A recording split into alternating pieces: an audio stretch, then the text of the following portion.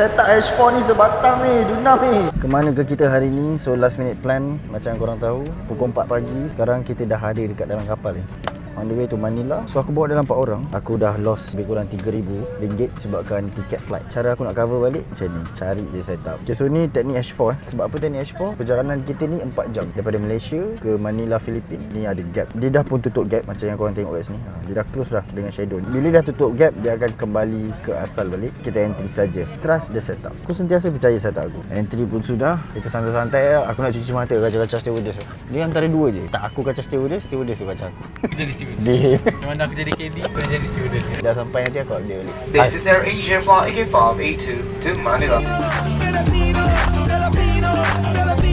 Manila City guys, aku dah sampai dah dekat Manila. Meriah oh, meriah. Sebenarnya nak close position masa sampai kat airport Manila tadi, tapi sebab busy angkat barang, so kita punya setup, woi, saya tak H4 ni sebatang ni, junam ni. Sekarang dah running $9,000. M1 pun dah cukup panjang lah. Kita buka M5 tengok berapa pips. 110 pips untuk setup H4 ni tadi. Sekejap aku collect dulu $9,000. $9,000 hampir-hampir dah lah, dalam RM50,000 Malaysia. Duit dah ada dah ni. Recovery siap profit lagi. Aku tengah survey golf course yang best-best kat Manila ni. Ada siapa-siapa yang tahu tempat yang menarik kat Manila, baca-baca. Ini kerja last minute bro. Tahu-tahu sampai Manila. Plannya pukul 4 pagi malam tadi. Terus beli tiket pukul 8 pagi. Pukul 12 tengah hari dah sampai dah Filipina. Kalau korang tanya kenapa aku pilih untuk trade, sebab ni lah. Aku boleh jimat tenaga aku boleh jimat masa aku. Financial freedom. Duit masuk tapi tak terikat dengan working hours. Dengan pengalaman, dengan education yang kau ada, kau cuma perlu tekan je. Lepas tu biru-biru dah profit, collect profit, spend lah.